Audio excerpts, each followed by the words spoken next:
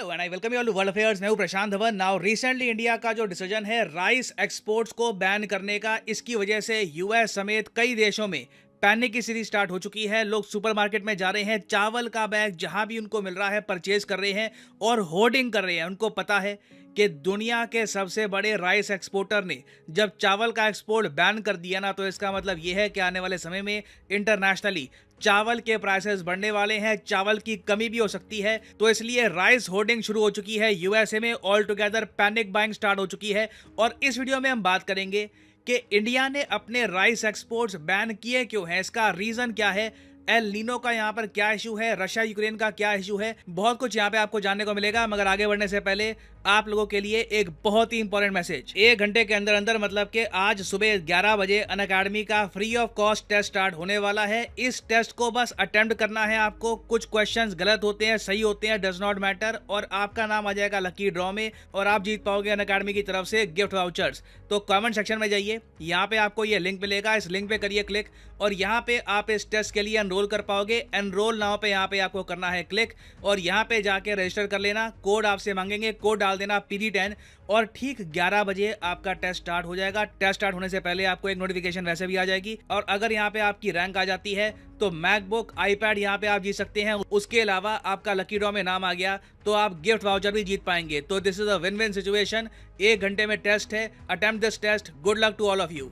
Now आप में से कई लोगों ने ऐसे आर्टिकल देखे होंगे जहां पर ये लिखा है कि इंडिया ने नॉन बासमती व्हाइट राइस का जो एक्सपोर्ट है ये बैन किया है। अब ये सुन के लगता है कि अच्छा ठीक है, बैन इतना ज़रा स्ट्रिक्ट नहीं है। मैं आपको ये बता दूं, बासमती जो राइस है ना, ये जो हम एक्सपोर्ट करते हैं, ये रफली आप कह लीजिए 20-30% होते हैं जो इंडिया ने अभी बैन लगाया है। इससे टोटल इंडिया के 80% राइस एक्सपोर्ट्स इंपैक्ट होने वाले हैं। और दुनिया में इंडिया का ये डिसीजन मैटर करेगा, क्योंकि दुनिया में ना इंडिया सबसे बड़ा राइस का एक्सपोर्टर है। इंडिया के सामने कोई भी देश खड़ा नहीं होता राइस एक्सपोर्ट्स के मामले में। यहाँ पर आप देख पाओगे ये है इंडिया का शेयर राइस एक्सपोर्ट्स के मामले में, नीचे थाईलैंड है, वियतनाम है।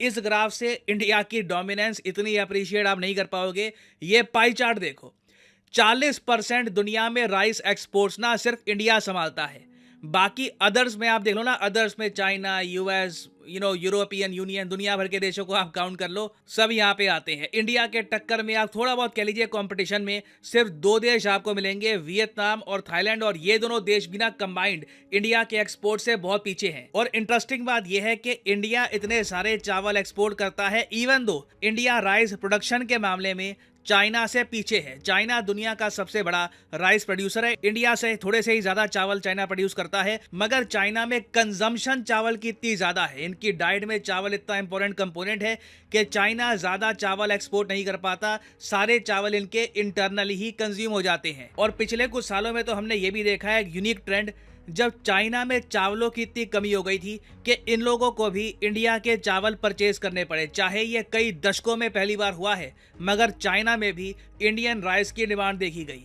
उसके बाद वियतनाम इंटरेस्टिंगली एक बहुत ही बड़ा एक्सपोर्टर है चावल का। मैंने आपको यहाँ पर दिखाया, दुनिया के 13.5 एक्सपोर्ट जो है चावल के, ये वियतनाम संभालता है। तो वियतनाम ने भी 2021 में पहली बार इंडिया के चावल परचेज करने स्टार्ट कर दिए थे। और अब मैं एक ट्रेंड देख पा रहा हूँ, ईस्ट एशियन कंट्रीज, चाहे जापान हो, साउथ कोरिया या आसियान देश, इवन चाइना, यहाँ पे ना इंडियन राइस की डिमांड बढ़ रही है। इनको टेस्ट अच्छा लग रहा है इंडियन राइस का। इंडियन राइस लंबे होते हैं, डिस्टिंक्ट टेक्सचर होता है, डिस्टिंक्ट टेस्ट होता है। ज़्यादातर जो ये आसियान में चावल उगते हैं काफ़ी स्टिकी राइस होते हैं, छोटे चावल होते हैं। इनके कंपैरेटिवली इंडियन चावल एक बहुत ही अलग और यूनिक फ्लेवर ऑफर करते हैं। तो इंडियन चावलों की देखिए डिमांड यहाँ पे है। उसके अलावा जो NRI आपको मिलेंगे यूएसए में, जो काम करने के लिए वहाँ पर गए हैं, या फिर कई इंडियन अमेरिकन जो बस चुके हैं यूएसए में, वहां पे भी ना चावल की आपको बड़ी खपत दिखेगी। अमेरिकन एज ए होल चावल अभी इतना खाते नहीं है, चावल के बिना उनका गुजारा चल जाएगा।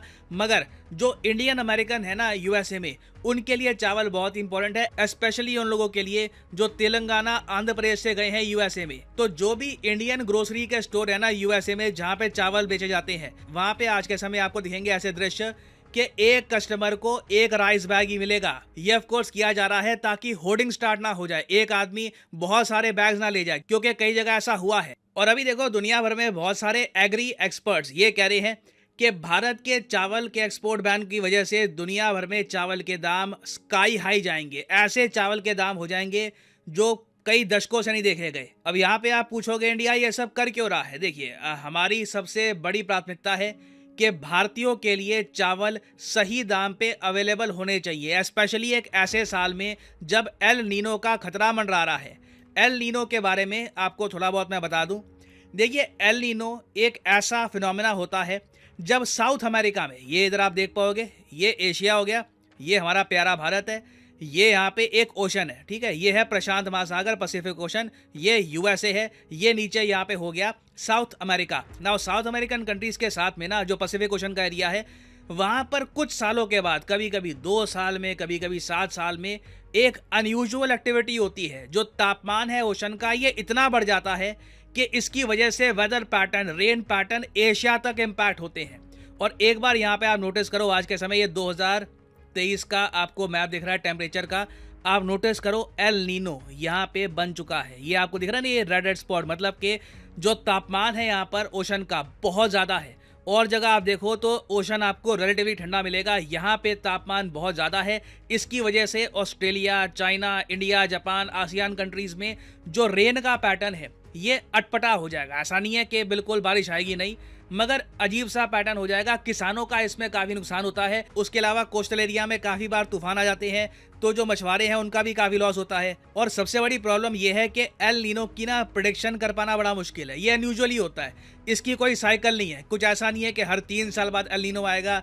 2 साल से लेकर 7 साल में कभी भी एल नीनो आ जाता है। और अभी 2023 में माना जा रहा है कि एल नीनो आ चुका है। By the way, El Nino का एक उल्टा भी होता है, ला नीना। ला नीना फिनोमेना में क्या रहता है कि ये जो पार्ट है ओशन का, यहाँ पे तापमान बहुत ज्यादा नीचे हो जाता है, बहुत ज्यादा गिर जाता है। तो सिंस वेदर पैटर्न अटपटे होने वाले हैं, दुनिया भर में ना चावल की जो खेती है ये इस पर इम्पैक्ट आएगा। तो इंडिया ने पहले ये डिसाइड किया है कि भारत में चावल रहे। अब देखो मैं आपको एक बात बताता हूँ, मान लो इंडिया ये एक्सपोर्ट बैन ना लगाता तो दुनिया भर में चावलों के दाम जब बढ़ जाते ना, तो भारत में जो एक्सपोर्टर है वो थोड़ा बहुत कहते हैं पैसा कमा लेते हैं, प्रॉफिट कमाते हैं, चावल एक्सपोर्ट करते हैं, भारी दामों में फायदा हो जाएगा।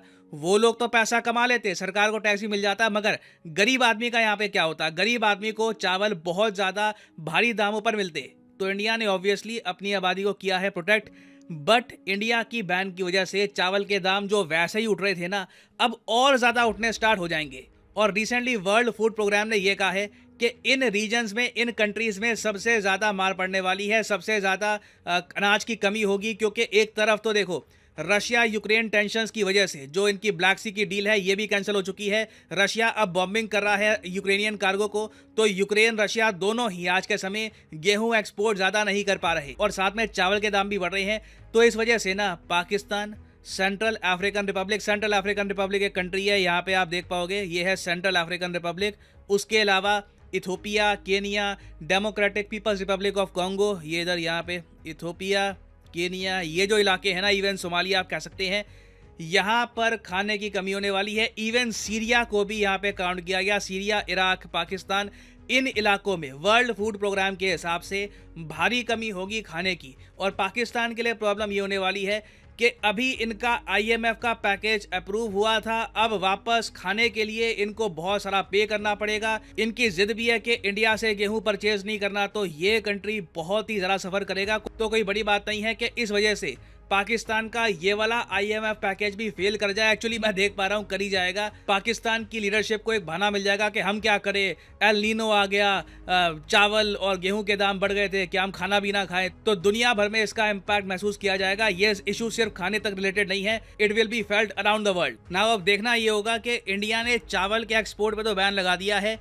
क्या और जो कमोडिटीज़ हैं जैसे कि पल्सेस हो गई या फिर गेहूं हैं, क्या उन पर भी इंडिया बैन लगाएगा? तो इस टॉपिक से रिलेटेड अभी बहुत सी डेवलपमेंट्स होंगी, उन पर इन द फ्यूचर मैं अपडेटेड वीडियो आपके लिए लाता रहूंगा। नाउ फाइनली यहाँ पे मैं आपसे पूछूंगा एक क्वेश्चन। इस टॉपिक से रिलेटेड मैं वीडियो बना चुका हूँ, इंडियन पॉवर्टी के बारे में एक प्रॉपर वीडियो आई थी। तो आपको ये बताना है कि भारत का जो मल्टी डायमेंशनल पॉवर्टी इंडेक्स है, जिसमें बताया गया था कि भारत की पॉवर्टी पिछले 5 सालों में 10% गिर गई है, ये पॉवर्टी इंडेक्स किसने तैयार किया था? आरबीआई, आईआईटी दिल्ली, नीति आयोग या फिर none of the above? Comment section में करिए उत्तर। जो लोग सही आंसर करेंगे उनकी कमेंट को मैं हार्ट दे दूंगा, ताकि बाकी लोग समझ पाएं कि सही आंसर क्या है। और फाइनली यहाँ पर मैं ये भी ऐड कर दूं कि आप किसी भी एग्जाम की तैयारी कर रहे हैं, चाहे एसएससी, यूपीएससी, बैंक, आप परचेज कर सकते हैं अनअकैडमी के क्वालिटी कोर्सेज। कमेंट सेक्शन में जाइए, पिन कमेंट में यहाँ पे आपको मिलेंगे link. For example let's say आपको प्रिपेयर करना है यूपीएससी के एग्जाम के लिए, तो यूपीएससी के लिंक पर यहाँ पर करिए क्लिक और यहाँ पे आप परचेज कर पाएंगे अनअकैडमी का यूपीएससी कोर्स। बट जो प्राइसेस यहाँ पर लिखे हैं, don't ever pay these prices. Simply यहाँ पर कोड डालिए PD10 and the prices will start falling and you will be able to save a lot of money. So use the code PD10 and save money. और इसी note के साथ ये है video कांत। Thank you for listening. May the gods watch over you.